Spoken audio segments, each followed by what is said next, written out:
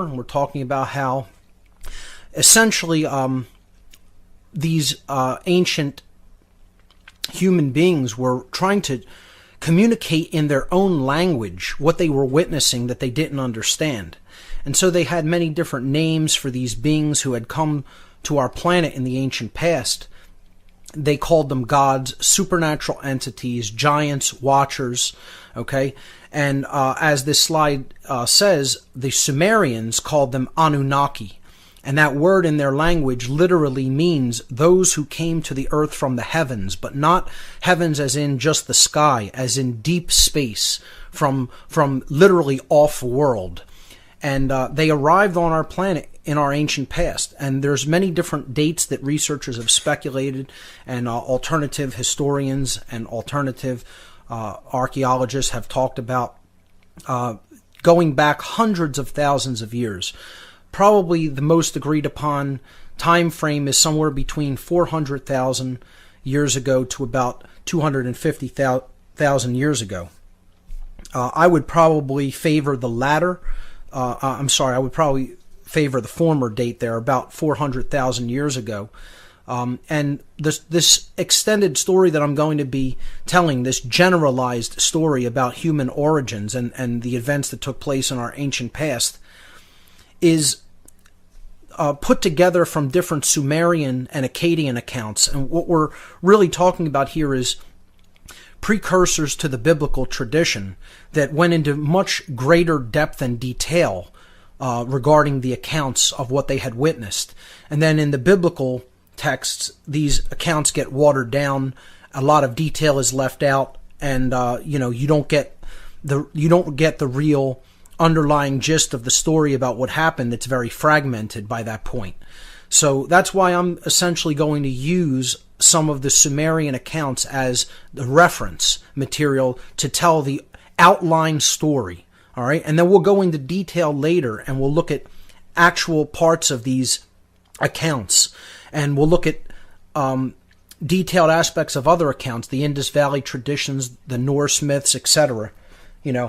Even Greek mythology, and we'll go into detail regarding this. But again, this presentation is intended to be a general outline and starter material to get people to understand the general idea of what happened, and then to kind of whet their appetite to do further research on their own. And I'll be talking about other researchers as we go along that you could read into their work or watch their videos or DVDs, etc. So let's continue with this generalized account. These beings came here for resources. And again, it's often debated what the resources they came here for were.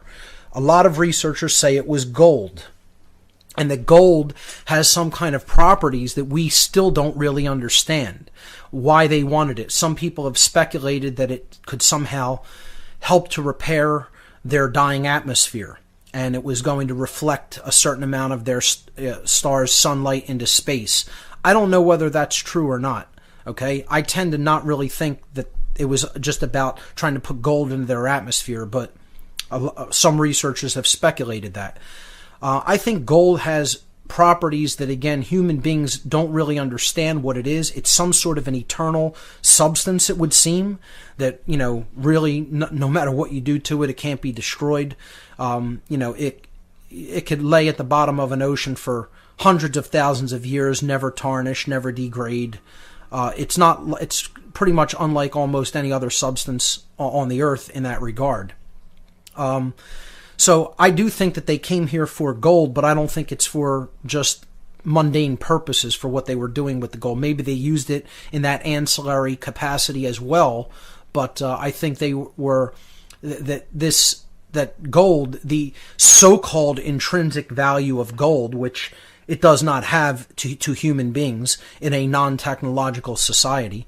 Okay, now in today's world, it has intrinsic value in computing applications, in technological applications, of course. Gold as a precious metal is certainly used in computing technology.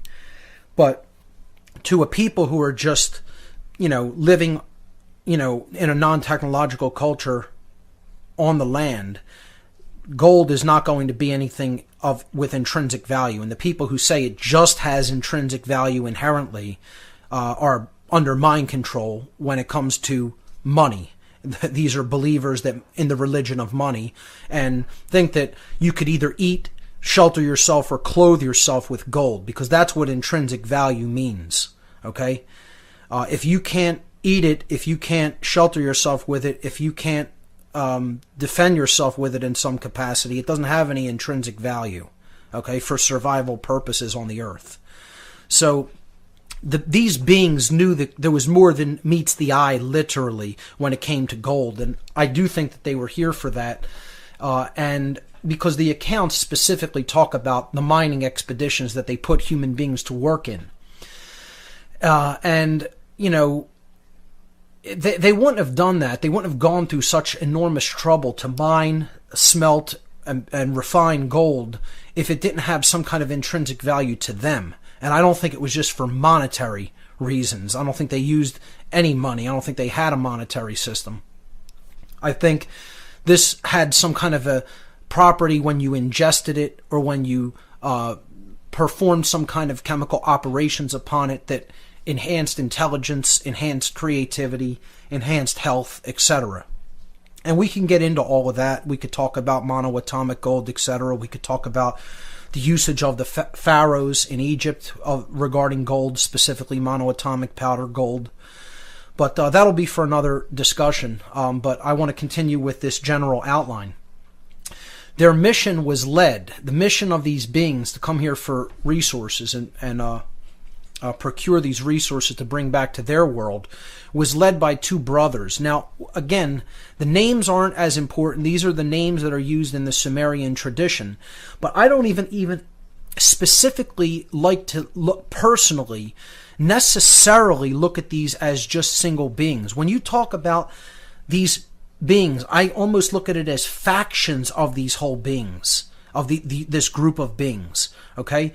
So one brother was named Enki and one was named Enlil, according to the Sumerian texts. And they were royalty from where they came from, because the planet where they came from had a tradition of kingship and a hierarchy of rulership. They were the sons of the king of their home world, which his name was Anu, A-N-U. When I go forward talking about this topic, in a lot of ways I look at Enki as a faction of these beings. There's the Enki faction of the extraterrestrials, or non-human entities, if you will, the Anunnaki. And then there's the Enlil faction, okay? There are beings that had aligned themselves with a specific kind of worldview when it came to the earth and what they were doing here. Okay, so, and you'll understand what I mean by that as we go deeper into the story. But for now, let's simply look at them as two brothers. They were royalty where they came from, and they were the sons of the king. So you could look at them as princes. Moving on to slide number 35 and continuing this account. They came to the earth approximately 400,000 years ago, and they started to procure these resources that they came here for, namely gold. Now, if anybody knows anything at all about gold mining, it's incredibly intense work. Okay? You have to go deep and continue with our general outline of the story of the ancient human past, and how the interference theory of human origins fits in with this story, and really is responsible for the creation of the current human condition, as we will get to. So these beings came here about 400,000 years ago, and they put a lot of their own people to work in gold mines.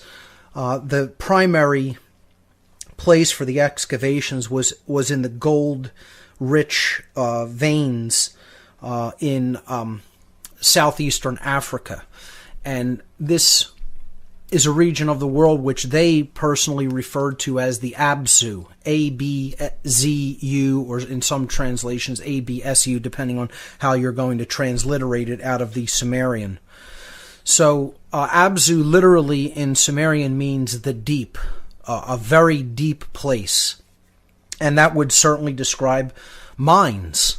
Okay, and you know, people want to insist that this meant spiritual deep, or, you know, the realm of the subconscious, or, some kind of abyss or dark, deep, black place. And you could debate about the intricacies of how that word is going to be translated in its context, but if you actually read the accounts and the story of what happened, I think it's pretty obvious that the Absu meant mines, literally the bowels of the earth, underneath the ground, literally. Okay?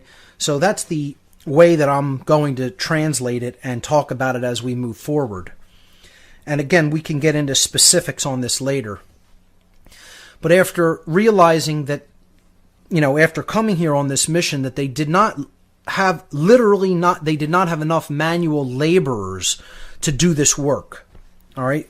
If you traveled somehow in interstellar distances, even if it's not interstellar, even if it's from another area outside of the planetary system, maybe even in the same solar system in a extended orbit, as many people will speculate that their planet was. If you're coming here and you're traveling in craft, or even if you're using some kind of very highly advanced technology regarding, space, to essentially travel from one planetary system to another, you're going to have to take a lot of resources with you. You're going to have to take a lot of people with you if you're going to conduct a mining expedition. It's no small task. You're going to have to set up workshops, bases on the planet where you're going. Okay, you might even want to do the smelting and refining where you're at instead of bringing the raw material with you. So essentially, they didn't have enough people, and they recognized that it was going to be very difficult to bring the amount of people that they needed to this planet to do what they wanted to do. So the leaders ultimately came up with a plan, and again, we have to understand a little bit about the dynamic of their leadership, so-called. Enlil is the chief leader. He was the mission commander, you could say. And Enki is his second in command. Okay, you could say that's his primary commander on this mission. Even though Enki is really kind of like the older brother of the two. All right? And they're half-brothers, as is put forward in the story. And how it works is there's specific succession rights to the throne that has to do with how the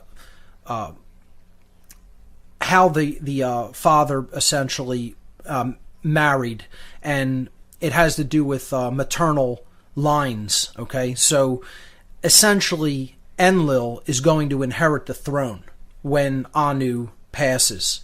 Okay, so he's really in position for leadership, and Enki is really, kind of like what you might call the wiser of the two brothers. He's the one who, most people would go to for leadership, counseling, advice, etc.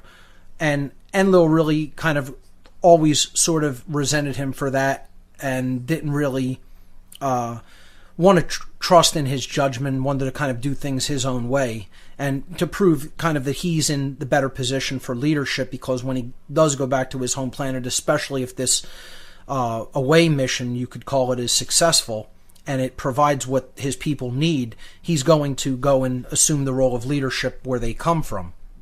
So that having been said, the older of these two half-brothers, Enki, comes up with a plan. He's essentially advocating that they don't have enough people, but there are enough native species on this planet that are still developing, yet they show a lot of promise when it comes to being able to manipulate things, as far as, with their hands. They could walk upright on two legs. So they're a bipedal species, and we would refer to these beings as hominoids, okay?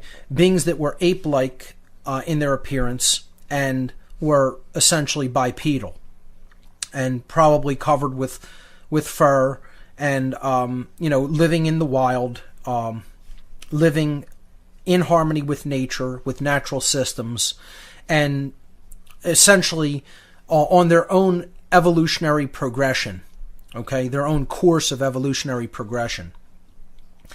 And Enki recognizes this, and he says, Well, these beings that are here have the ability to manipulate objects. They, have hands, okay? They walk upright on two legs. They're not as intelligent as we would need them to be to do the manual labor that we need done, but we could essentially modify them. We are master geneticists. We've come to the level of technological development that we understand how to do gene splicing and recombinations.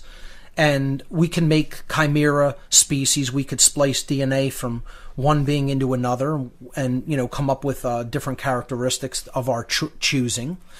And, you might say that these beings were at a level more advanced than the technology that we're even at today, certainly. Okay? So his plan was, we're going to make a hybrid species. All right, we're going to genetically modify this existing hominid species that is indigenous to this planet where they had come, which is Earth.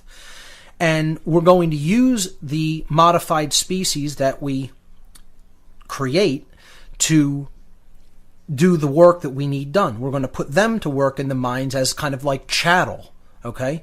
Like we would use cattle or mules or horses, here as humans do today to do different types of laborious tasks for them. Okay, a beast of burden, you might call it, right? They are going to make a hybrid species and use them as a beast of burden.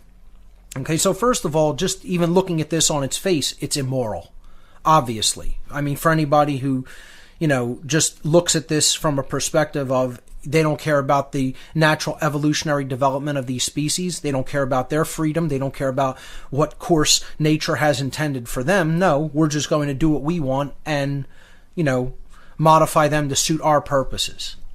So right off the bat, it's immoral. And, you hear a lot of apologists for this Enki faction of beings or this being Enki because of how he viewed his creation.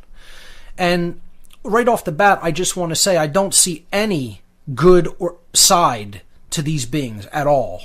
Okay, everything they did was immoral on its face. Okay, there is no good guy when it comes to this.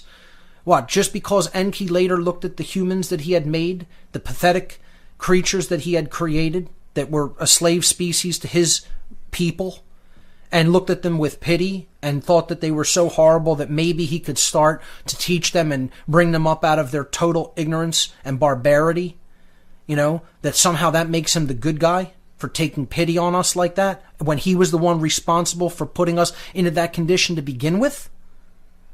That doesn't make him good. And you could say, okay, people change and they can repent of their old ways and the deed was already done. So I can understand that aspect of it, but, don't paint him as, holier than thou, as some people do.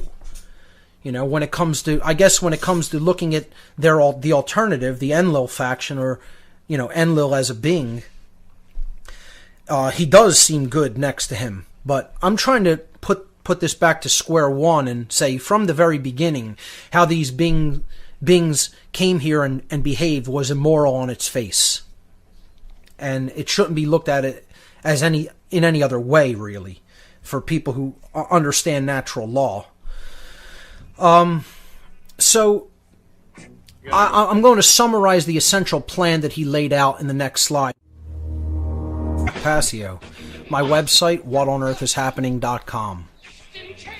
We were on slide number 36, and I was about to go through a summary of this plan that this one brother, Enki, had come up with.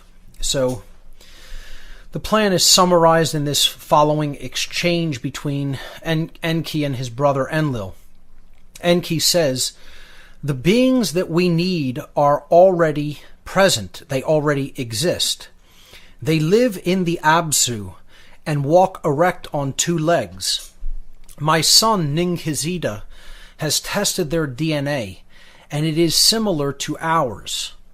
We can combine our DNA with theirs to create primitive workers who are intelligent enough to understand our commands and handle our tools. They will do the mining for us, and relief will come to our people." So again, you hear in his tone total unconcern for what he's about to do. It's just not even a second thought. This is what we need.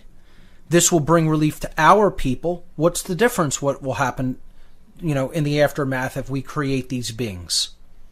Okay? It's playing God. Plain and simple. And his brother replies, Enlil replies, slavery was abolished long ago on our planet. Tools are our slaves, not other beings. You are suggesting creating a new species which did not previously exist. Such creative power belongs to God alone. God with a capital G. Okay? Meaning the creator of the universe. So Enlil here is the one who is trying to speak sense to his brother. And I would suggest this isn't just because he wants to be the one in the leadership position and calling the shots. He literally is averse to this idea. He has an avulsion to it because he recognizes that it's playing God. Okay, and I'm not saying that makes him such a great guy either, just because he understands the truth about this plan and was opposed to it from the beginning because he did terrible things in the future. So, like I said, I don't have any kind of tremendous respect for any of these beings and what they did. What they did was an abomination against all of creation. And, we're dealing with the aftermath of it. But moving on to slide number 37, this exchange, this dialogue between these two brothers continues on. Enki says back to Enlil, he says, they won't be our slaves, they'll be our helpers. Oh, see, he's rationalizing it already. They're not going to be slaves, they're just helpers. We will not be creating a new species. We'll just be taking one that already exists and giving them more ability. By making them more in our image. See, we're just modifying them. We're giving them more better traits, better characteristics. We're going to make them a little bit more like us. Because we're so wonderful. Don't you know? I mean, it's unbelievable where this guy's head was at. So continuing, he says, this can be achieved with only slight changes to their DNA. Only slight changes, slight modifications we're going to make. Right. His brother replies, this is not to my liking, and it is forbidden by our mission plan. Our purpose was to obtain gold, not to play God. So he's trying to tell Enki from the beginning, one, we're playing God, and that's not morally right. And two, first of all, our actual mission plan that we were sent here with to do specific tasks, this isn't in the mission plan. This is forbidden by the mission plan to mess with the other species living here. So the Anunnaki on Earth, couldn't come to an agreement regarding whether to go ahead with this plan or not, and so they sent the matter back to their home planet to be voted upon. And it was put before a council of elders on their home world. And they voted on it, and they decided that they liked Enki's plan to make a hybrid species and use it as a beast of burden. And so they voted for that, and they told them, go ahead with whatever genetic laboratories you need to set up. We'll send the resources and get to work on creating this hybrid species so that you could do the work you need to do and get out of there. All right, moving on to slide number 38. So they started beginning to, and again, I'm sorry, on slide 36 and 37, you see these depictions of these gods as the Sumerians, Akkadians, Babylonians rendered them in some of their reliefs and their clay tablet depictions and in their drawings. So on the left-hand side, you have a depiction of Enki. He was always depicted as the god of the waters. And on the right-hand side, I believe you have in the Akkadian and Babylonian tradition a god known as Sargon, who was a king. But many people think that that imagery was taken after the Enlil being from much older times, and that Enlil looked very similar to him. And that's the imagery that a lot of future human or hybrid kings cultivated. They tried to look as much like the gods as possible, and this is a theme that we'll see repeated later on. Just briefly moving back to slide 35, I just wanted to briefly talk about the image there. You see, again, Enki standing on this like kind of a mount with a tree growing out of it, and there's other Anunnaki beings always depicted with these conical caps, okay?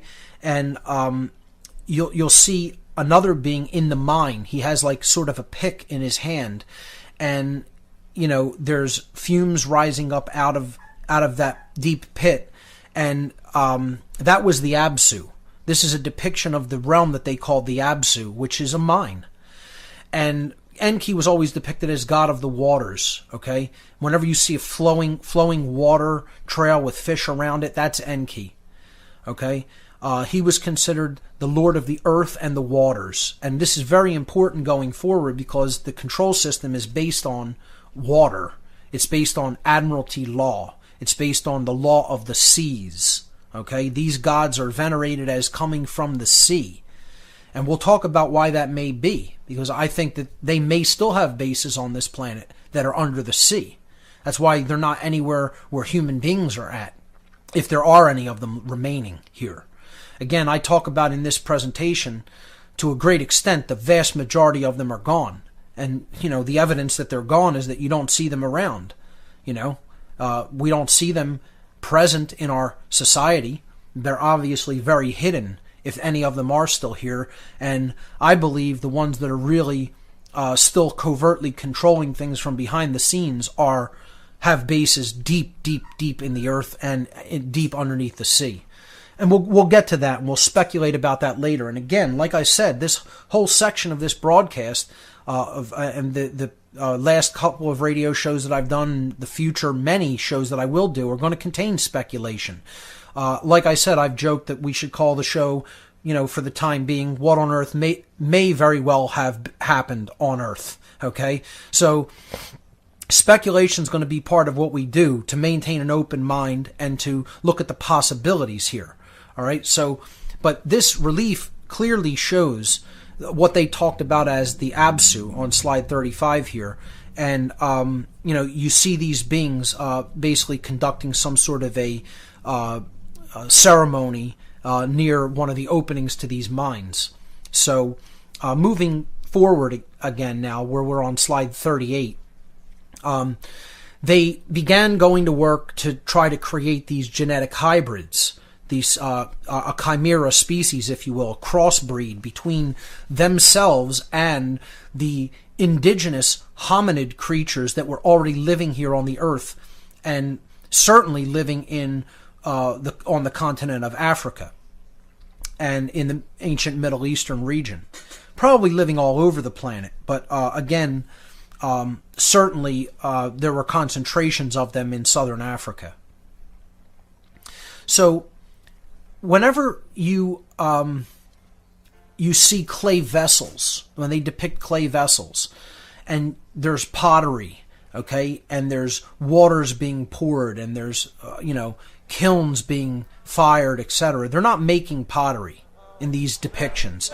These are the Sumerian. We'll be continuing to go over the next several weeks. It's all about the connection between interference theory of human origins, as I call it, to the current human condition. And we were on slide number 38. These slides can be found with the podcast. This will be podcast number 160. Or you can find them, if you're listening live, on the whatonearthishappening.com radio show tab. So, on slide 38, I'm essentially talking about how these beings went through many different attempts to hybridize the existing hominid species with their own genetic material. And a lot of these attempts resulted in absolute monstrosities and chimera cross-species genetic hybrids that were just absolute, abominations. They were things that should not be. And these beings were not as quote-unquote advanced as some people might like to think or give them credit as being. One, advanced beings would not do something like this to begin with. Truly advanced beings in consciousness. This is the result of what happens when a species becomes technologically advanced, develops technological prowess, and has a lot of intellect, but is divorced from the sacred feminine, intuitive, creative, compassionate aspect of their themselves, and therefore essentially is constantly existing in that modality of service to self. And that clearly in their discussions, that's all that they were concerned about, many of them. Okay? Not all, okay, but many of them. Kind of like we are today, because as they say, the apple doesn't fall far from the tree. So, continuing with this generalized account, after many failed attempts, the Anunnaki successfully created a hybrid species by fertilizing the ovum of an Earth female with the sperm from an Anunnaki male and inserting the fertilized egg into the womb of one of the Anunnaki females. So this was literally an example of artificial insemination, okay, using the egg of a female and the sperm of one of the Anunnaki males. So when they put this into the womb of a female Anunnaki, there was a live birth. It was a male hybrid, and they called this being Adamu. A-D-A-M-U, Adamu. And again, you'll see the biblical similarity to the word Adam, okay, the first man. But what Adamu meant in the Sumerian language, the beings that were recounting these histories, is one who is like the earth's clay or the earth's ground, the earth's, one who is like the earth, literally, the earth's substance. So it's a child of the earth, in other words. All right? That's what Adamu meant. And they set about creating a hybrid female, because what their goal was is to make beings that could procreate on their own, and that they wouldn't have to use their own species to carry these beings to term. So they created a female hybrid so that their new workers, and again, this worker species was known as the whole species. Their name for it was Lulu, L-U-L-U, and in the Sumerian language that means primitive worker. People will say, where did the Sumerian culture come from? Seems like it's the first culture, first written language, etc. Well, more likely than not, it came from these beings. They set it up. And the human beings that inherited it from them. That's why it's a fully formed culture appearing seemingly out of nowhere on the face of the earth. So, that's why many of their words and their language is coming from the way that these beings spoke, more likely than not. So they called this female hybrid, the female version of their hybrid species, Tiamat. And this was supposedly veneration or respect toward an ancient planet from our solar system that was partially destroyed in a celestial collision with their planet millions of years before, and it had formed the Earth and the Moon as well. That's as their cosmology goes. So they took the new prototype workers to a place called Eden, and Eden is in the Middle East, in what we would call Iraq, what we call Iraq now. And they were to be bred there in mass numbers. And they were going to breed them there in the wilderness of Eden. Again, you see the biblical similarity.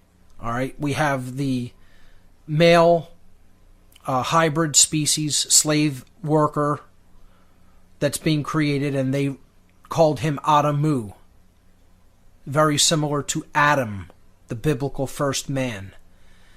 And then they put their new prototype genetically crossbred workers in a wilderness known as an untouched wilderness area, okay, free of their bases, free of their technology, that they called Eden, Edin, very similar to the biblical garden or untouched wilderness area known as Eden, Eden. Okay, same phonetics involved, just the changing of a vowel. And this is no coincidence, because the stories of from the biblical texts are a recounting with much less detail, okay, with a whole lot of details stripped and taken out of these Sumerian accounts. So they were going to breed them there in mass numbers by letting them procreate. But the breeding program didn't work out as expected, because when they genetically made these first two models, I guess you could say, these mark prototype workers, the females were unable to bear children when they were inseminated by the males of this worker species. And of course we're talking about early Mark I humanity, you could call it. Okay, you could call this the prototype 1 for the human slave species. Moving on to slide number 39. While these beings were doing all these genetic experiments and experimentation. By the way, on slide 38, I just want to mention, you see this up on the upper right-hand corner before we move on to the next slide.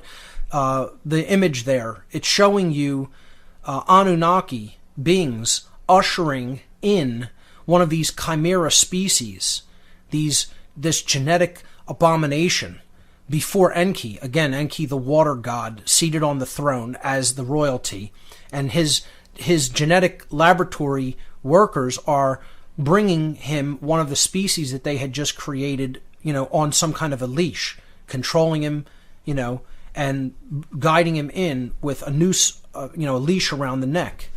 And obviously this was one of the species that clearly did not work out and was a total, abomination, thing that should not be, type of a chimera.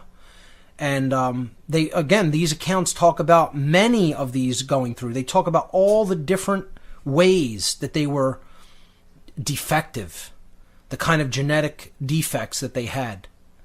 Okay, being born without limbs, being born, without organs that were vital to life, etc. So we'll pick this up on the other side of the break as we are telling the ancient story of human origins here on What on Earth is Happening. Ladies and gentlemen, stay with us. Extended presentation. While this genetic work was being conducted, as these ancient accounts tell the tale, the workers in the mines that were populated by the off-world beings their patience was running very thin. They were running out of patience, and they were on the brink of mutiny against their own species, because they had been put to work in treacherous conditions for long, extended periods of time on an alien planet that they didn't want to be on, the conditions were hostile to them, and that they were put in, basically brutal working conditions that they were not used to. And they wanted relief from those conditions, and meanwhile they're telling them, well, you have to continue to do this work and mine until we have this problem under wraps, that we could get these beings into full production, okay? So we could pop out enough of them where they could relieve you of your duties. And Enki came up with another part of the plan. He wanted to have his son, who was the main geneticist, his name was Ninkazita, sequence the entire genome of the new Lulu worker species, of the Adamu, the male variant, and the Tiamat, the female variant, to determine exactly what was wrong with their genetics as to why they couldn't procreate.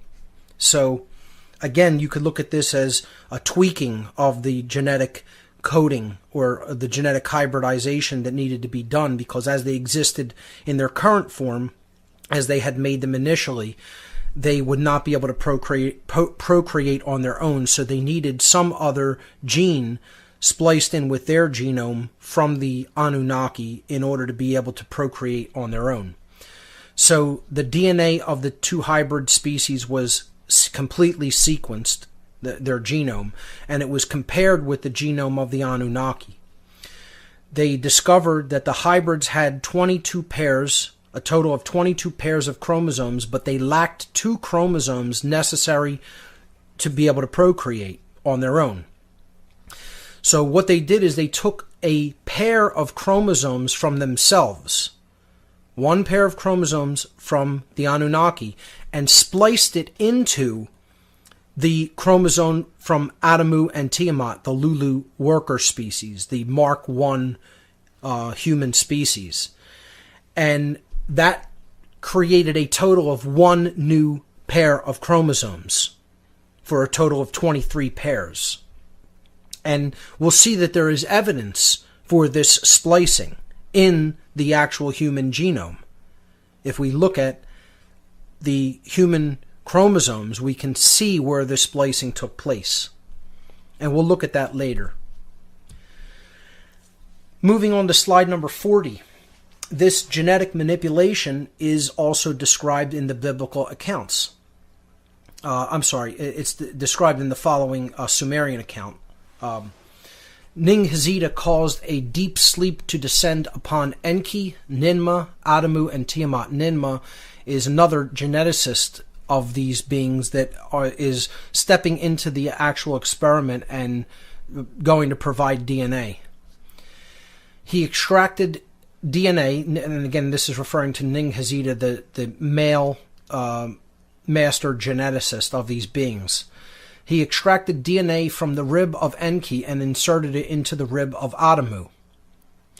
He then extracted DNA from the rib of Ninmah and inserted it into the rib of Tiamat. Now, again, there's crossover with biblical tale, the biblical tale of Eve coming from the rib of Adam. People have speculated that perhaps they used the marrow from the rib for a genetic sample, maybe because of certain types of cells that are more undifferentiated. I'm not really sure.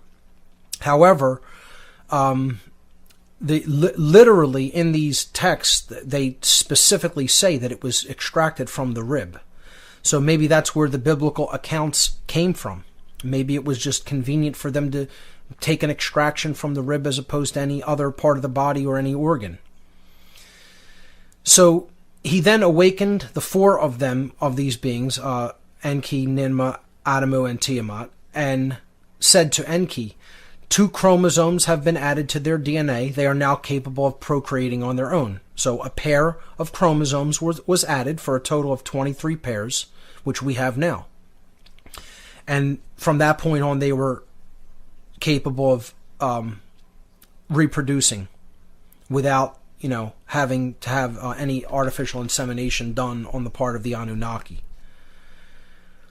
The new hybrids were returned to the orchards of the Eden, where they became aware of their nakedness and their ability to procreate. Now, once again, this is the story of Adam and Eve in the garden, where they become aware that they don't have clothes, which is really, nakedness is an allegory. It's about that they are inadequate in comparison to the Anunnaki. They don't have their abilities, they don't have their knowledge, they don't have their understanding, okay? And their ability to procreate, okay? And again, this could be about the knowledge of genetics, okay? Maybe the forbidden fruit is not just, some people have suggested it's knowledge of sexual procreation. Maybe that's not what he was forbidding them to understand, the God of the Eden, okay? Again, this isn't the God of creation that's being talked about in the Old Testament books. And once again, you could just see that right off the bat in the name. The name is Elohim, given in the biblical text, referring to quote-unquote God. Well, Elohim isn't even a singular word. You know, if the ancient Hebraic people who wrote the Bible were supposedly monotheistic, okay, why would they set the name for God as a plural word? Ohim is like adding an S to an English word to make it plural in Hebrew. You know, so the word El means God, okay, and then Ohim means pluralize that, and it's also a feminine plural, okay, which again, most people or most religions look at it as God as some kind of a male patriarchal deity, when in fact the actual word for God in the Bible, Elohim, is feminine plural in Hebrew. And no one even attempts to explain that. No one seems to attempt to even explain that. Because they weren't talking about the God of creation. When they're talking about Elohim, they're talking about the gods, literally. These beings that were referred to as gods or supernatural beings or giants. So they were, you know, this story about their nakedness and the forbidden fruit, you know, it's about their ability to procreate, but more than being just about sexual knowledge, I think it's about genetic knowledge. That's what was forbidden unto them. You know, they couldn't understand.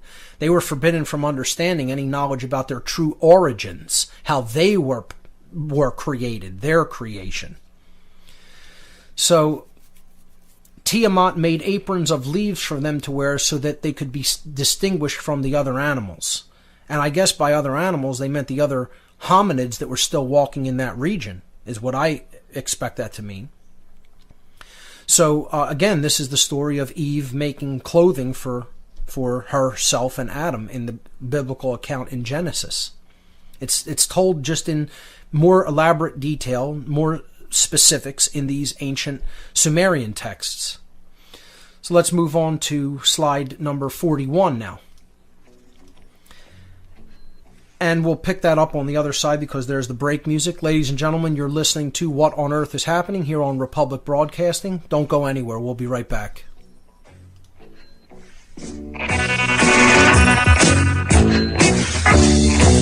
Origins of humanity. It's what I call interference theory, because our natural evolutionary progression was interfered with by beings that had no right to do such a thing. And we were talking about how they finally got us to a point where we were able to procreate on our own by splicing in a pair of their chromosomes into our hybridized genome. And we're moving on to slide number 41 now, where Enlil learns about the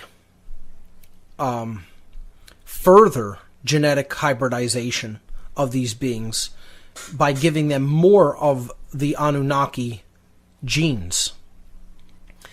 So Enlil was furious with Enki, and he was furious with the entire plan, as he was from the very beginning, because he didn't want to create a slave species. And he says to his brother, Enlil says to Enki, this whole plan was not to my liking. I was against the idea of playing God. You told me that all we needed to do was to modify these beings slightly in order to create the workers we needed. But now they have been given our genetics so that they will be able to procreate on their own and have our long lifespan. Because these beings lived for, in many cases, tens of thousands of years, as the Sumerian accounts suggest, and as many other accounts like the Indus Valley tradition accounts suggest. Tens of thousands of years.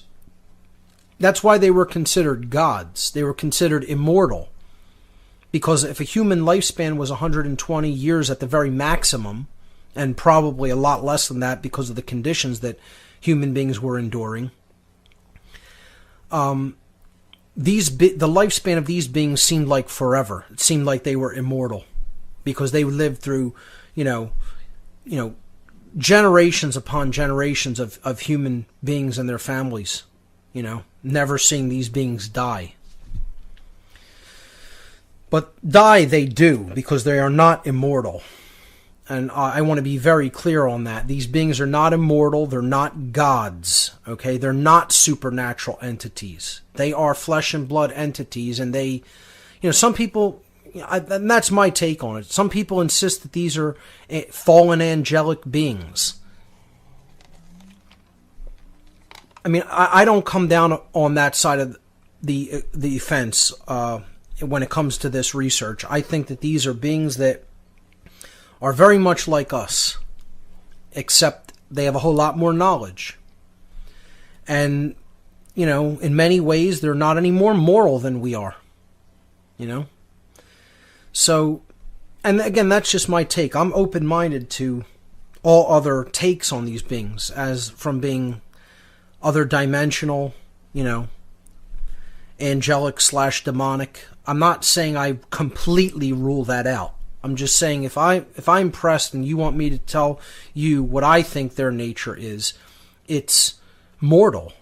It's living in our space-time continuum with a whole lot more capabilities and a whole lot more technological prowess than we have. Understanding a lot more about how the laws of nature function, and clearly not really understanding too much about natural law, or at least understanding enough about it that they don't do things like this to their own kind anymore, but they're still willing to do it to beings that they consider lesser, quote unquote, than they are. Just like we do that to animals. Okay? So again, like father, like son, like mother, like son. The apple doesn't fall far from the tree. We inherit the traits that our parents passed down to us and the behaviors that they passed down to us. So, Ninkazita, the geneticist of this group of beings, said to Enlil, they were given the ability to procreate on their own, but they were not given the chromosome that gives us our long lifespan. That was not added to their genome. So he's telling them, you don't have to worry about these beings being immortal like we are, so that they'll gain the kind of knowledge that we have over a single lifespan, over a single human life. Okay? They're only going to live to 120 years old at the very, very maximum. That's what's encoded into their genome, that the lifespan ends at that point. And Enki says to them, what choice did we have? To end our mission in failure, or to do what was necessary, and by giving them the ability to procreate, let our new workers undertake the labor for us? So again, all he's concerned about is the completion of their mission.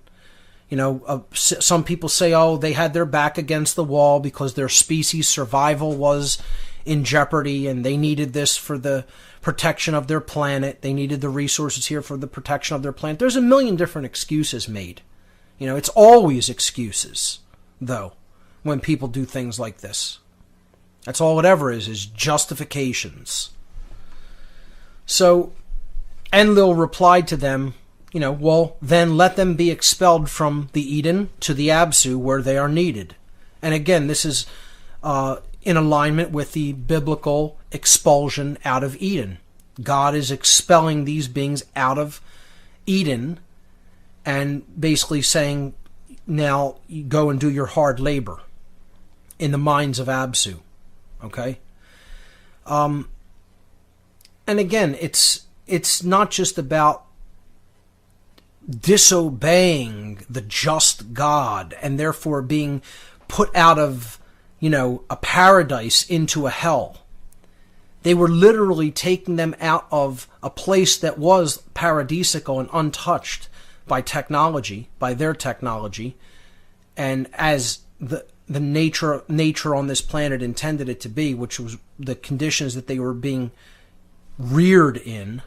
And then they were taken to a horrific environment to labor endlessly, sometimes unto death, for these beings that, had infinitely more knowledge about how the universe worked and who came here simply to put these beings through,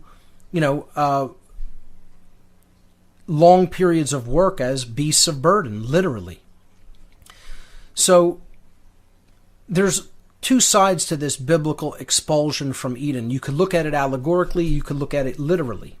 And I think, there is a literal side to this. And then the allegorical tale of, if you don't live according to natural law, the laws of the actual creator, you will be expelled into a hell world of your own making.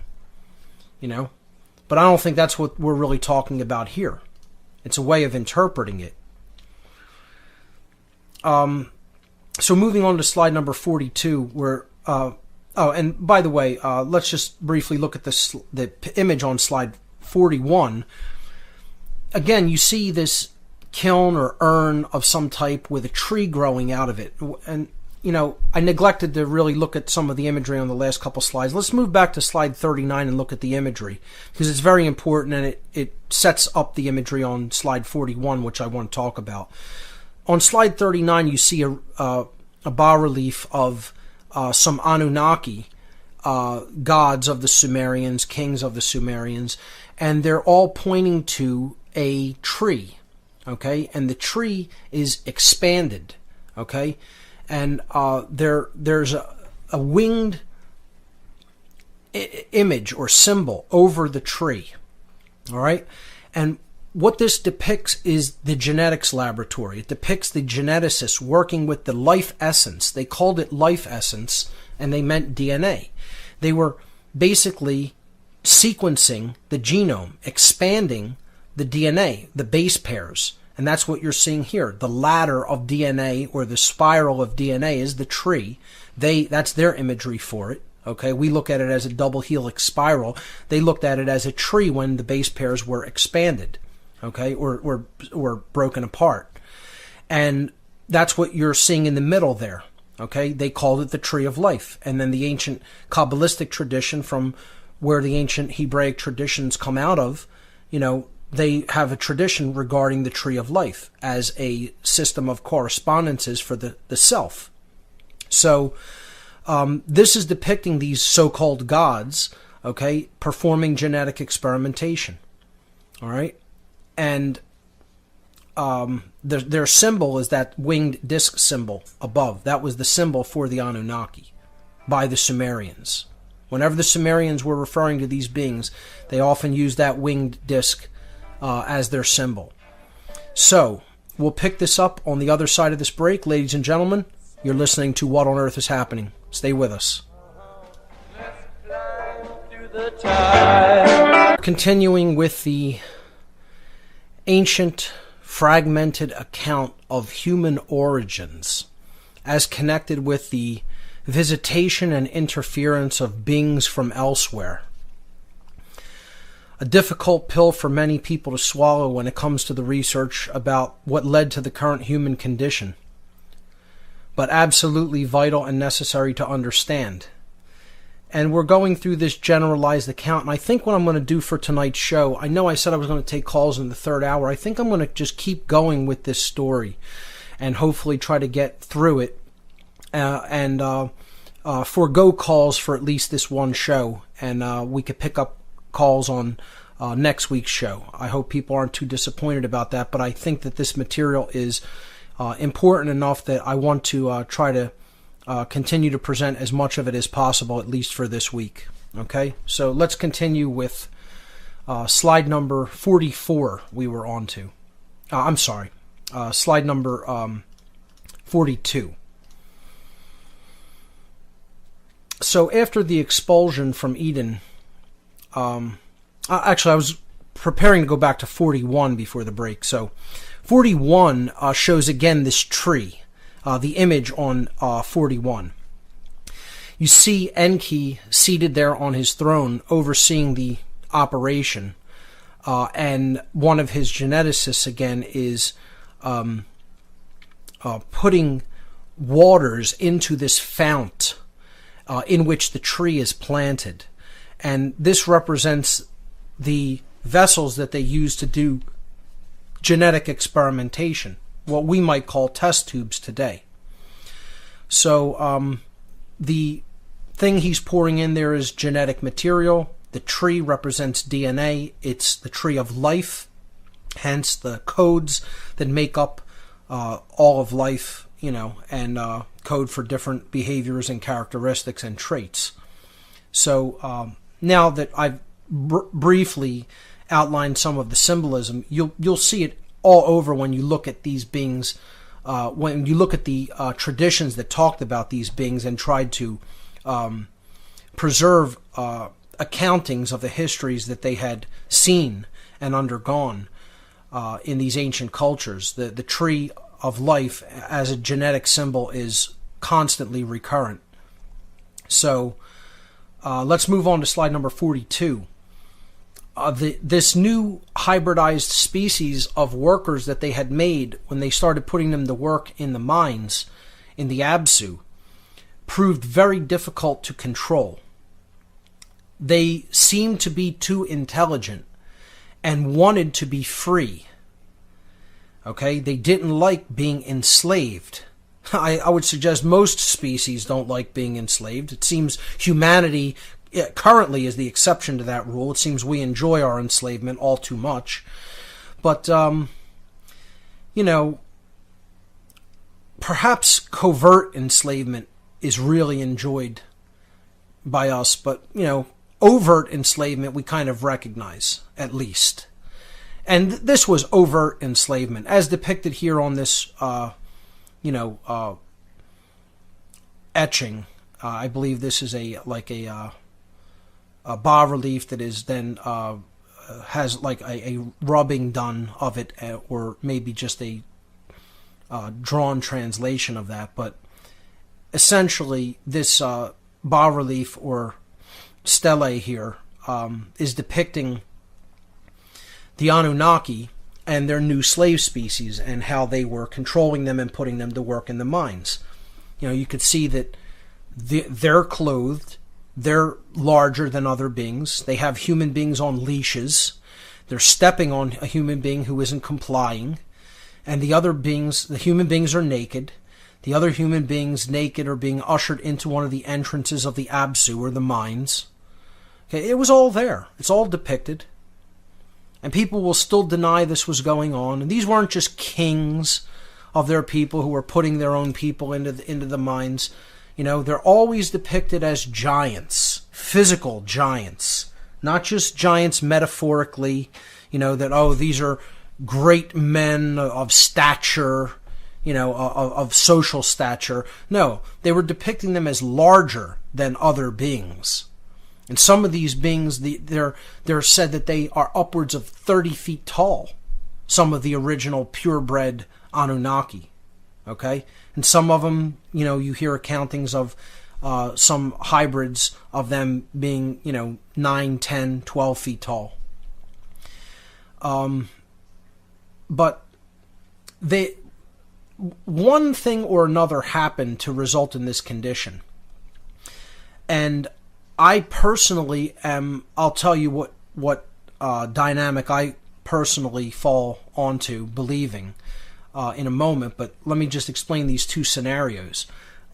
People think that these beings were too difficult to control either because the Anunnaki had messed up in their genetic hybridization experiment and given them a little bit too much of their own DNA, and therefore that created some innate intelligence in them, and they were able to see what was happening instead of just being blind order followers, blind task followers.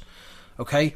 Some other researchers believe that they retained in the mixture, in the admixture that they were working with to hybridize these beings when they were doing the genetic splicing and experimentation, that they retained too much of the native Earth DNA, the native Earth being hominid DNA, remained in the hybrid species.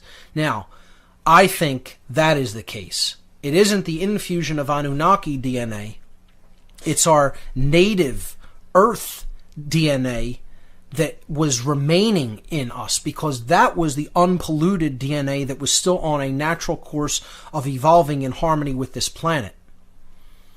And I believe that these beings left too much of that in the human hybrid admixture of genetic material that they were working with. And that's what allowed these beings to see that they were being enslaved and, rebelled against it. And I think that's why they want to epigenetically constantly try to wean this essence out of us through all the different pollutants that they put into the atmosphere, into the water, into the food. They don't want this natural force arising in our genetic material. Okay? Because I think the beings that were here originally wanted to be free. They were developing in harmony with nature. And they would have developed into something majestic and absolutely beautiful if they were left to their own devices and left according to their natural progression, as nature always does. If it's left undiluted and unpolluted. And that's, like I said, at some point the will also has to take over, and we have a choice whether we want to progress in line with the will of creation and move forward in consciousness. That's always a choice. But I think there is an innate quality in the earth hominid beings that was powerful and special. And that's what was, too much of that was left in this admixture when they were creating these beings, according to my belief and my research. Okay? So what they did is they eventually did other modifications to the Earthlings' DNA to make them more easily controllable. This further genetic modification resulted in large portions of disconnected and non-coding DNA in the human genome. So I feel that the original Mark I species of humanity that we're talking about, that had even received this slight upgrade to allow them to be able to procreate, was still of advanced intelligence and still had a lot of their DNA working. Okay? What we now call junk DNA, what modern science laughingly calls junk DNA, okay? I feel that was still coding in the Mark I variant of humanity, or what the Anunnaki referred to as the Lulu species, Lulu, meaning primitive workers in their language. This large amount of DNA that science calls junk DNA isn't junk at all. It's simply non-coding. Okay, so it's somehow been disconnected from doing what it was originally intended to do. And we have no idea what capabilities that codes for. We have no idea what kind of innate intelligence that codes for. This process of further degrading humanity, continuing with the cosmic abandonment presentation in its extended format here tonight. We're on slide number 42, talking about once these other beings recognized that the hybrid race that they created as a so-called primitive worker was too difficult to control, they did another genetic modification upon them to disconnect large portions of their DNA. And this was kind of like almost like a death knell for humanity, because we were physically fighting back against these beings while they were in our presence and didn't want to go along with their enslavement of us. And when they did this further modification, it disconnected large portions of formerly coding DNA, and it also resulted in thousands and thousands of genetic defects in our genome. The human genome contains at least 4,000 genetic defects that aren't seen in other species on Earth. More than just about any other species on Earth. I think more than any other species on Earth, I believe. And I feel that primary psychopathy is one of these defects. Okay? I think when they did this further dumbing down, you might call it, this disconnecting of genetic material that should code for certain types of innate intelligence, they created not only a lot of the physical defects that humanity experiences in the form of certain genetic illnesses. You could look at the types of cancers that we get, the types of central nervous system diseases, things like Alzheimer's, things like diabetes, autoimmune diseases, Parkinson's disease, Huntington's disease, different types of genetic mental retardation conditions and physical retardation conditions, but even not just taking into account the physical genetic defects that result in physical diseased conditions that humanity undergoes. You could look at the mental health diseases that humanity endures. And the first one that we need to take a look at is primary psychopathy, which we've talked about extensively here on this radio show in past shows. So, again, people don't ever want to discuss where did primary psychopathy come from, because, again, it really only gives you about three choices. Well, either God did it, the creator of the universe gave humanity a small portion of the total amount of human beings on this planet, primary psychopathy, so that they could torment the rest of the species. God likes to make things like this in the beings that he creates, just to endlessly torment them, so that they have to live on a planet with interspecies predators preying upon their own kind. I don't think the God of creation does that personally. I mean, no God of creation that I consider worth his salt, so to speak, is going to do things like that. But there are idiots out there that think that that's what God produces. That's what nature, that's what creation, that's what the universe, that's what the underlying force of intelligence and everything produces. It produces completely screwed up stuff. Okay? To me, that's a total poisoned, absolutely ridiculous worldview that, is just, it tells me already the condition that you are in, as far as I'm concerned. If people think that's what God does, that the being that creates everything and creates, proportion and harmony and flow and order, okay, and things working the way that they should be working in balance in nature. If you think it creates things like primary psychopathy, I feel sorry for you. I mean, to me, nature doesn't do those things. I'm not saying that's just because I want to look on the bright side of things. Do you see God creating this type of distortion in nature? I don't.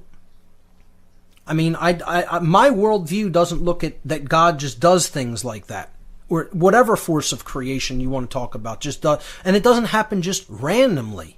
Nature, if you want to even look at it as some sort of a random process, doesn't create things like that.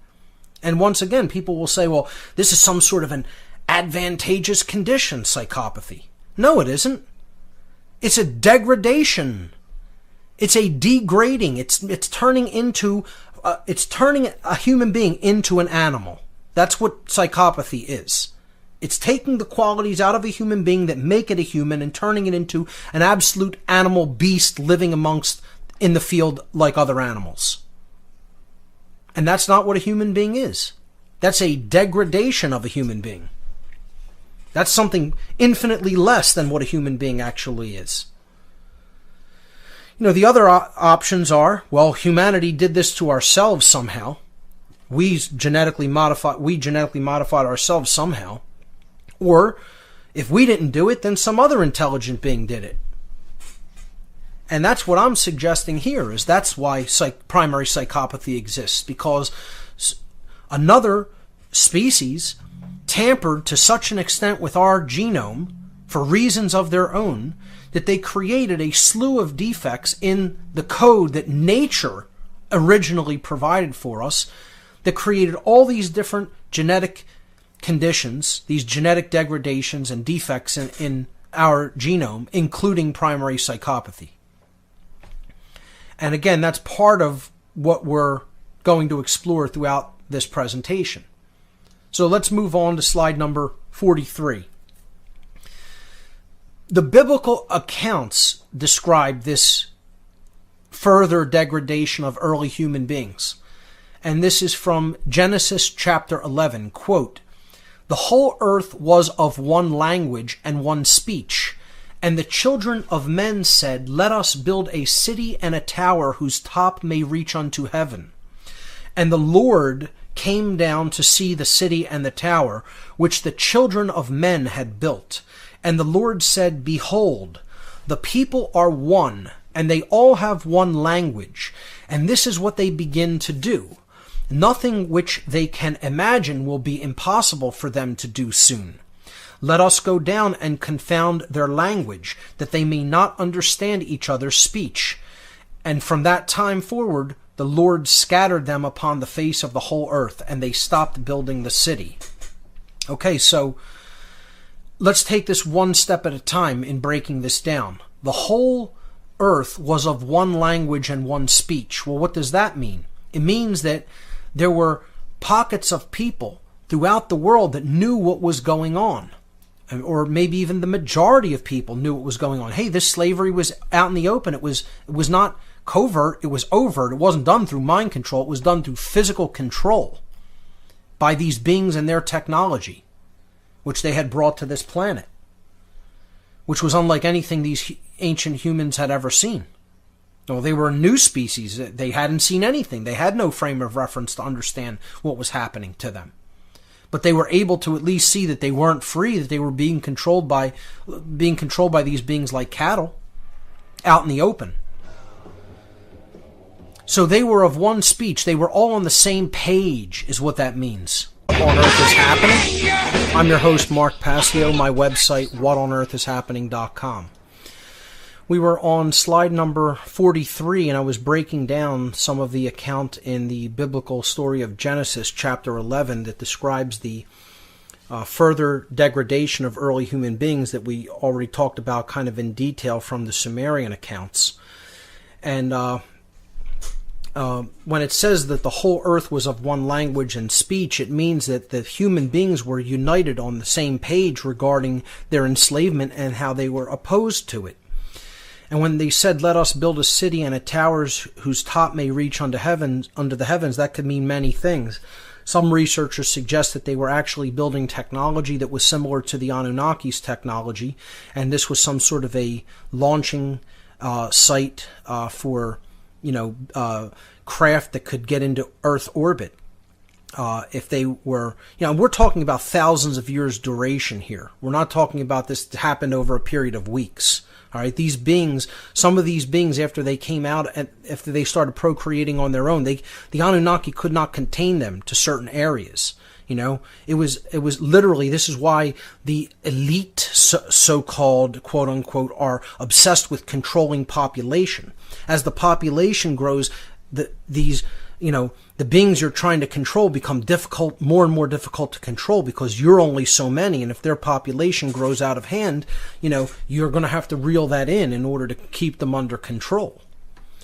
So over thousands of years, these beings were developing technology on their own. And in many ways, they were, before this further genetic degradation happened, they were becoming perhaps as intelligent as the Anunnaki.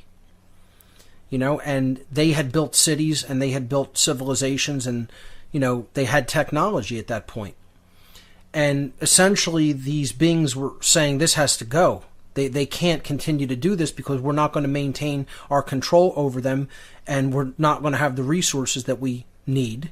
Okay? And they said we have to do something about this. So perhaps they reeled many of them in, wiped a lot of them out, wiped a lot of their cities out, and the beings that they wanted to keep using for their purposes, they did this genetic manipulation to. And that's the story of the Tower of Babel and how God essentially, said, let us go down. Again, so this is never explained by anybody in official capacity in religion.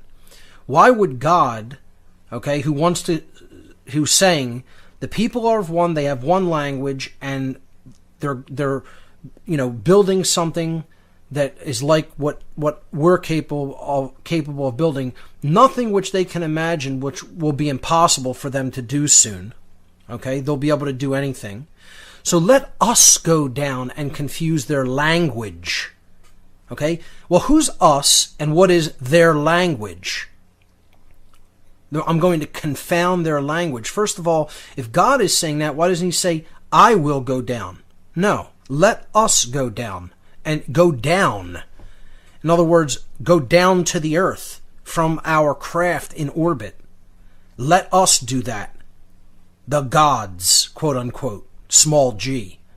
It's not the God of creation saying, why would the God of creation have to go down from up? He would just appear. He would just be there. He would just do it, period. If he's an omnipotent being. These aren't omnipotent beings. They're not God, as in the God of creation. Let us go down and confuse their language that they may not understand each other's speech. And that's not, I don't think that's literal, like we're going to give them a bunch of different languages so they can't understand what each other are saying. It's saying, I'm going to go down and confuse the language that they are made of, the DNA language, the genetic code that they are made of, that comprises their characteristics, their traits, their capabilities. So that they may not understand each other's speech, so that they'll be too dumbed down and stupid to even recognize what's going on around them and get on the same page like they are now. And from that time forward, the Lord scattered them upon the face of the earth. And they stopped building the city. In other words, they stopped evolving. And their slavery was basically put into hardcore effect because of this dumbing down of the genetic, material that ancient humanity underwent. And I would say that this probably happened somewhere around 200,000 years ago. Maybe a little bit less than that, and again, you're talking about such large swaths of time, it's difficult to know. I think these beings have been here at least 500 million years, probably, between 500 and 400,000 years ago, and they probably made us shortly after their arrival to the planet, and this modification was probably done between 100 and 200,000 years ago, if I'm just giving some general estimates, because again, these are fragmentary accounts, and I don't think we could know for absolute certainty or pinpoint an exact date. So a lot of it is speculation and a lot of it is fragmented. But I'm just giving general estimates. So let's move on to slide number 44. The Anunnaki continued their efforts to control their new slave species and to put them to work in the most efficient ways possible. They greatly differed on the best ways to do this, so a deeper divide formed between the commanding brothers. And again, this is what I personally call the Enki and Enlil factions. It wasn't just the individual brothers calling all the shots. It was the factions who aligned themselves with these beings. So, when we're talking about Enki or Enlil, we could even just look at them as factions of these Anunnaki beings, if for lack of a better term to call them. Factions of the farmers, okay, who decided on different ways to go about doing their farming and keep the human herd under control. Okay? So the Enlil faction, okay, or if you want to look at it as a single being, fine, Enlil, who hated the plan from its inception, preferred to rule the humans with an iron fist, which he felt would successfully end the mission as soon as possible, allowing him to return to the Anunnaki homeworld and assume the throne. So he played the position of a god. All right, he didn't want to interact with them as equals or as, beings on the same footing at all. He, said, I'm your god. I'm one of your creators. All right, you are going to listen to me, or it's going to be, the whip and chain for you. didn't want to put up with any dissent. He was a totalitarian when it came to the slave species because he hated them. From the very beginning, he hated the whole plan. So he said, we made them, that's an abomination in its own right. We then further degraded them, that's an additional abomination. All of this is immoral. All of this was forbidden by our original mission, plan, specifications. I didn't want to be involved in any of this, so what I'm going to do is try to get this done as efficiently and as quickly as possible, rule them with an iron fist, and Enlil also wanted to destroy humanity after he was done using them. Now again, this is where this idea in current humanity of him as the total whatonearthishappening.com. Let's continue with the Cosmic Abandonment slideshow. We were on slide number 44, and I was explaining how the different faction of these beings that came here in the ancient past had different approaches for controlling humanity in the early days of their involvement with them. The Enlil faction, led by Enlil himself, who hated the whole plan of hybridizing another species to create a worker race, and looked at that as slavery and didn't want his brother to go ahead with it, but was overruled by the Home World Council. Wanted to rule these beings with an iron fist as their god, as their literal creator, so that he could get the mission done as quickly and effectively as possible and get out of there and go home and receive the accolades for a job done well and successfully accomplished, and then take up the throne on his home world, because he was the prince who was going to inherit the Anunnaki throne when his father Anu had finished his reign. So Enki, his brother, his half-brother, on the other hand, looked at the human beings as his own creation, like a father might look at his children. His method of control was indirect, okay? And again, I still call it a method of control. There are people who say, oh no, he just wanted the humans to be free. I don't look at it like that personally, okay? And a lot of people will say, oh, well, you're just down on all of them, and you think all these extraterrestrials are bad people or bad beings. That's not necessarily the case. What I'm saying is that these beings were there to serve their own interests and to perform a mission, and ultimately, when it comes down to it, they were going to do whatever was required for them to do to control humanity to get that done. So here you're seeing a couple of different depictions of how these beings operated with their slave species. On the left, it's a depiction of how Enlil may have interacted with the humans, like a god seated on his throne and ruling with an iron fist and commanding them. You see some of them coming out of the mines, again, these entrances to these mines that were deep underground. I mean, again, it's all there in depictions, it's all there in ancient accounts. And you just look at how littered with mines ancient Africa was. And it's unbelievable. What would these ancient people have needed with mining and smelting gold? There would have been no purpose for it. Even before the humanity allegedly invented any monetary systems, which we didn't do. Again, as we'll see, they gave us monetary systems. There would be no reason to mine for gold. It's an unimaginably painstaking process. And ancient peoples that weren't a technological civilization would have had no need for that. So we look at Enki's method, okay? His method of control was indirect. He gave to the worker species different systems of belief, including religions, governments, and monetary systems, in order to get them to comply willingly by allowing some of the humans to believe the notion that they were in control or that they were in a position of leadership or responsibility for the others. So this way, you would set up a hierarchical chain of command. I created a religion. I'm the God, you're my intercessor, my intermediary, I should say, and then you're going to interact with these human beings on my behalf as priest. This is the new way we do things. This is a religion, and you have some power now. So you're not a slave, I'm divinely, as your God and creator, appointing you in this position, and you're going to interact with those who are below you. And human beings love that because some of them could be quote-unquote free, and they could give the orders now.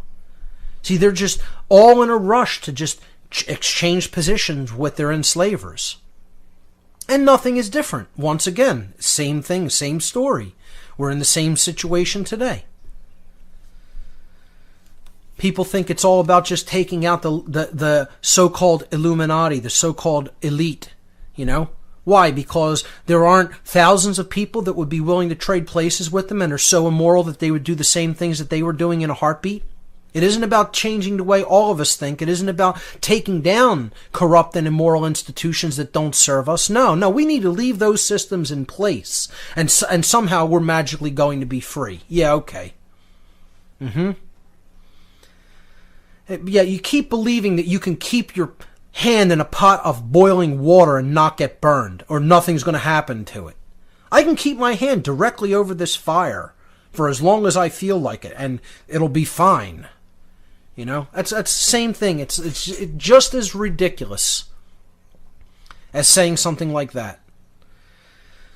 So, Enki, people want to prop this being or this faction of beings up as somehow the enlighteners of humanity, like illuminators, and and it is true. He started what you might call mystery school traditions. He started attempting to teach humanity in their ways and give them different traditions and give them different some technologies. You see him here giving humanity something that seems to be some sort of a energy device or technology. He positioned himself as the benevolent ruler. And this is just all this is a situation of good cop, bad cop. So one side looks like he's the good guy, and one side looks like, oh, that's the bad alternative. You don't want him, so you might as well get on board with what this guy is doing. That's all it was. It's again, Enki putting these systems of control, covert control, into place in the form of religion, government, and money. The same things we're battling against today. These institutions that allowed these ancient beings that came from elsewhere to control this planet effectively and run it like an efficient farm without having to exercise total covert control over their slaves who did not want to be enslaved. And doing it this way ensured, if you're controlling the mind, that's epigenetically controlling the underlying DNA that you don't want cropping back up. They were afraid of this innate human DNA that had capabilities, probably that had capabilities that would have even outstripped theirs if allowed to its own devices. And they don't want that occurring. So they have to put all these mind control systems into place. And these are the beings who invented the monetary system. And let me just make that absolutely abundantly clear. Human beings did not use money before these Anunnaki factions gave them this system of belief called money so that they could interoperate with each other for goods and services as slaves on the land. Okay? These Anunnaki beings are the ones who actually invented the original monetary systems that humanity put into use. And people never even talk about the real origins of money. They want to talk about, it's just some invention that was come up with during the Crusades, and the Templars became the first international bankers. Or goldsmiths, that put gold on deposit because that's what people were using as money. Well, yeah, they were using gold as money. People never ask, well, where did that practice come from?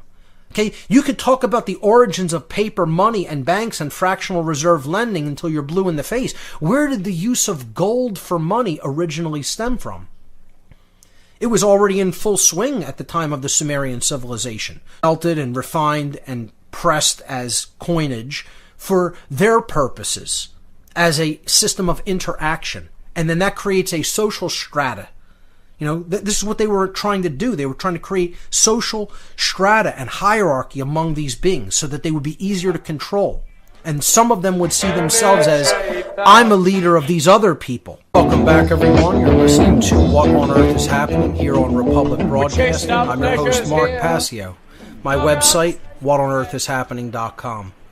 This is the last segment for this evening's broadcast. We're going through the Cosmic Abandonment presentation. We were on slide number 45, where a new abomination in this story is about to unfold.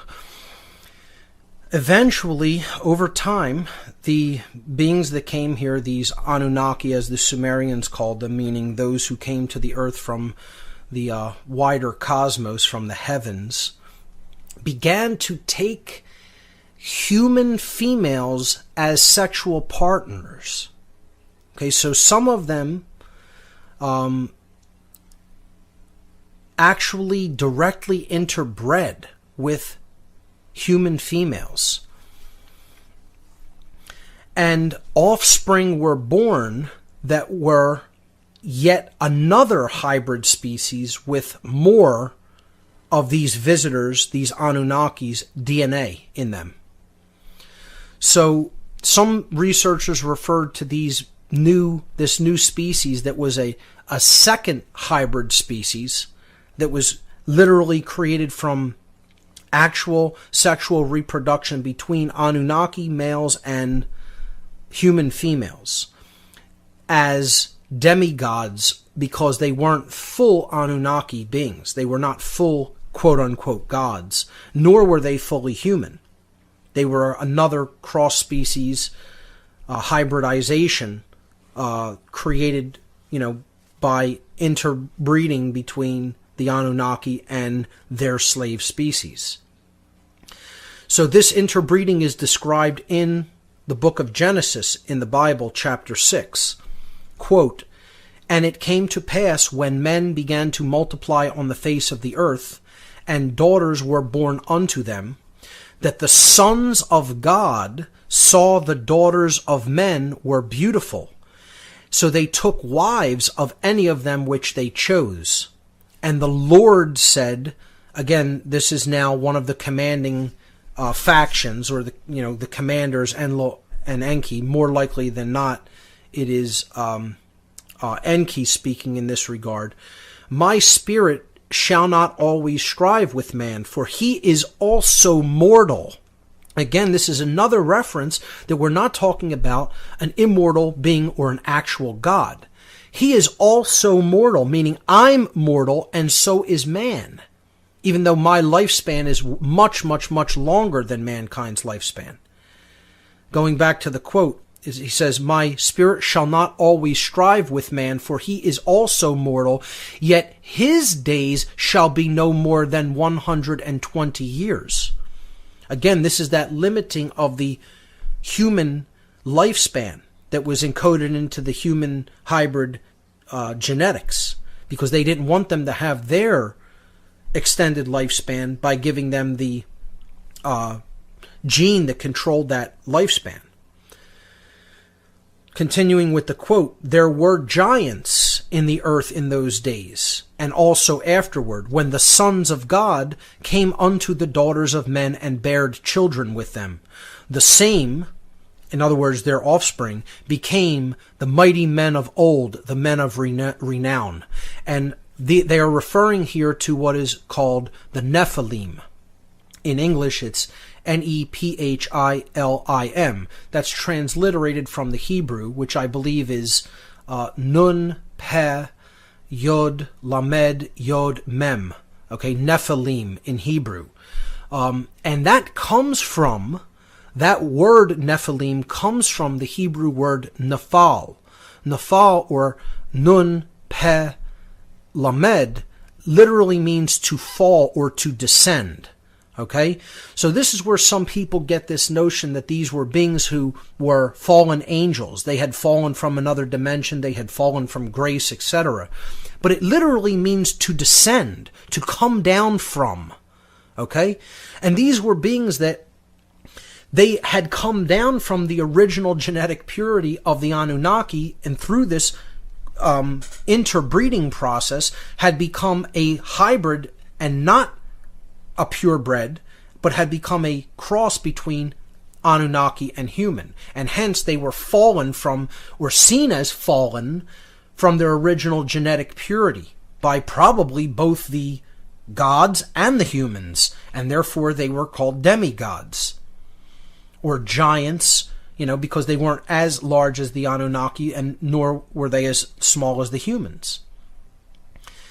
So, you know, the whole point here is it doesn't necessarily have to mean that these were supernatural entities or fallen angels. I understand people's interpretation of it as such, especially when they come from a purely biblical perspective, lacking the insight of some of these older texts. And hey, if that's somebody's take of their nature, you know, fine, whatever. I mean, I'm not here to debate the whole nature of what these beings are. The bottom line is there are enslavers and controllers.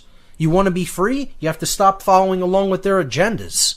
Period. You have to understand natural law and live a moral life and stop cooperating with them and be prepared to physically defend yourself if necessary, to defend your freedom and your rights. That's what it all ultimately comes down to, regardless of who's controlling us or what their nature is. I don't care if their nature is another human being. I don't care if it's a flesh and blood being from elsewhere. I don't care if it's interdimensional or if it's demonic. It doesn't make a difference what their nature is. Their methodologies are the same, and us waking up to that methodology works the same way, and stopping going along with their agenda works the same way. So, you know, people can have their beliefs about what their nature is, and if that fits in with one religion or another, I personally could care less. All right? I'm trying to tell the general overarching story of what happened here so that we can understand our origins and what we're going to have to do to overcome this condition. All right? That's the most important part of it. So, that's my take on the Nephilim, and I think that these beings were left here. I do think that they did not leave with the original Anunnaki. Okay, because this was another abomination, another thing that wasn't supposed to happen. And it would have been so frowned upon on their home world. They didn't even want it known that this had happened. These beings were not allowed to go back home with them. And again, that's another reason why they were called fallen. Because they couldn't go back up, they couldn't ascend off-world and go back with the original Anunnaki when the vast majority of them took off. And again, I don't want to say all of them left, because there's a very strong possibility that there were some of them that remained to oversee what was happening on this planet. And that was much later on, because there was other events that took place after this, which we're going to get to.